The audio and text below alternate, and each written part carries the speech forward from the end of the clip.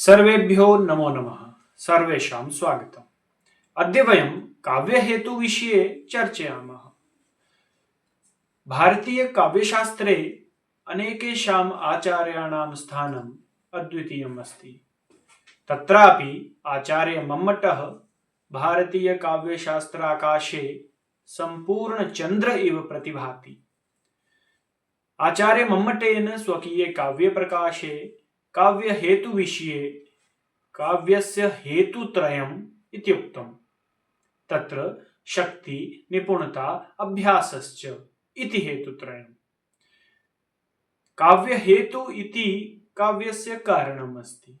काव्यस्य रचनायाः पृष्ठे यानि कारणानि सन्ति तत् आचार्यमम्मटेन कारणत्रयम् इति कथितम्।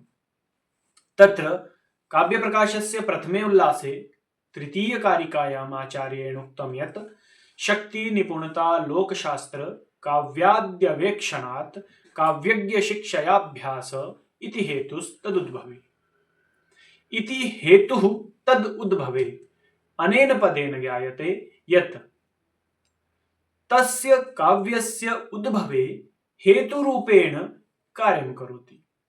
तर्हि के ते हेतवः इति जिज्ञासायां तत्र शक्ति, निपुणता, अभ्यासश्च इति ज्ञायते।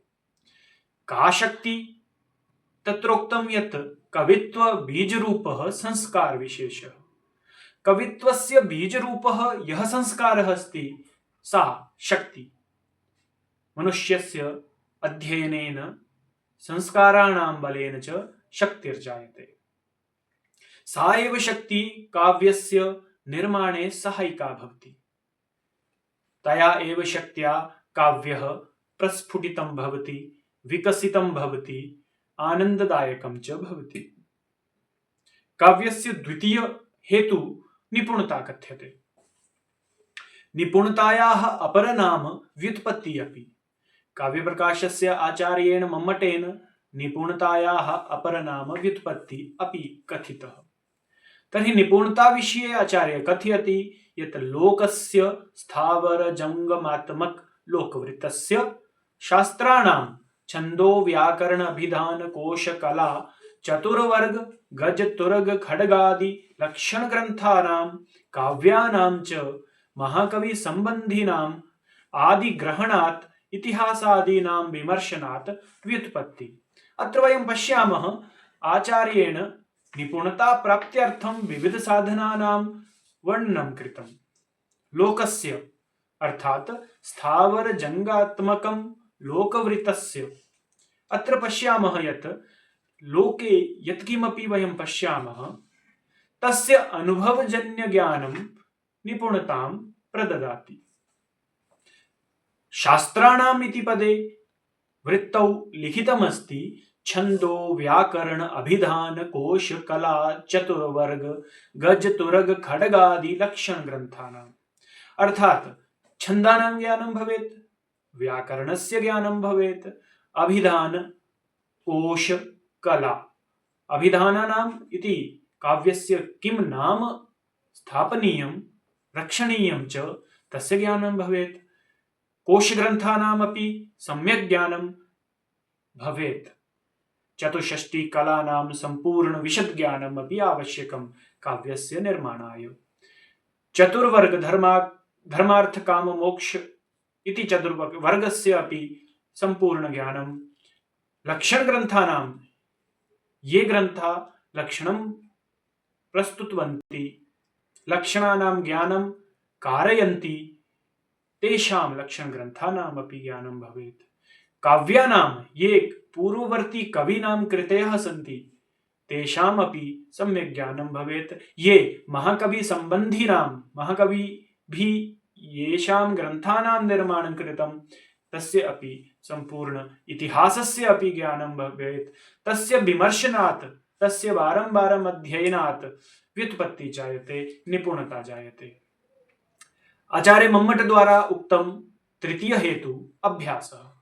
अभ्यासस्य अर्थः वयं जानीमः एव। बारंबारं पौनपुन्येन अभ्यासेन ज्ञानस्य वृद्धिः भवति। काव्ये निपुणता आगच्छति, उत्कर्षः जायते इति। तर्हि अभ्यासस्य विषये आचार्येण कथितं यत् काव्यं करितुं ये जानन्ति ते काव्यज्ञा। कारिकायामस्ति काव्यज्ञ शिक्षया अभ्यासः। काव्यज्ञानां शिक्षया ये काव्यं कुर्वन्ति, कर्तुं जानन्ति च, तेषां शिक्षया अभ्यासं कुर्मः। तर्हि तस्य काव्यस्य करणे योजने च प्रवृत्ति जायते, तया प्रवृत्त्या अभ्यासः भवति। इदानीं वयं पश्यामः यत् आचार्येण एकवचनस्य प्रयोगः कृतः इति हेतुस्तदुद्भवे। तत्र लिखितमस्ति त्रयः समुदिता न तु व्यस्ता तस्य काव्यस्य उद्भवे निर्माणे समुल्लासे च हेतुः न तु हेतवः। इत्यस्य कथनस्य भावः अस्ति यत् एते त्रयः हेतवः शक्ति, निपुणता, अभ्यासश्च मिलित्वा काव्यस्य हेतु, अर्थात एतेषां त्रयाणामेव काव्यस्य निर्माणे, विकासे, उद्भवे उपयोगिता भवति। अतः वयं जानीमः यत् आचार्यस्य मम्मटस्य काव्य हेतु विषये विचारः सर्वमान्यः भारतीय काव्यशास्त्र जगति। इदानीं भारतीय काव्यशास्त्रस्य अन्येषाम् आचार्याणां मतमपि द्रष्टव्यमस्ति। तर्हि सर्वप्रथमम् आचार्य भामह कथयति काव्यं तु जायते जातु कस्यचित् प्रतिभावतः, अर्थात कस्यचित् प्रतिभावतः जनस्य एव शक्त्या काव्यं जायते। आचार्यः प्रतिभाम् एव काव्यस्य मूल कारणं कथयति। यदि मनुष्ये प्रतिभा अस्ति तर्हि सः सम्यक् काव्यं कर्तुं प्रभवति। तदनु आचार्य दण्डी अपि हेतुत्रयाणां वर्णनं करोति। सः कथयति नैसर्गिकी च प्रतिभा श्रुतं बहु निर्मलम् अमन्दश्चाभियोगो अस्या कारणं काव्यसम्पदः। काव्यसम्पदः कारणत्रयम् आचार्येण उक्तम्। तत्र नैसर्गिकी च प्रतिभा, या प्रतिभा प्रकृति द्वारा दत्ता सा नैसर्गिकी प्रतिभा प्रथमं कारणं काव्यस्य। श्रुतं लोकव्यवहारेण यत्किमपि वयं शृणुमः यस्य कस्यापि विषयस्य ज्ञानं प्राप्नुमः तत् निर्मलं ज्ञानं काव्यस्य कारणं भवति।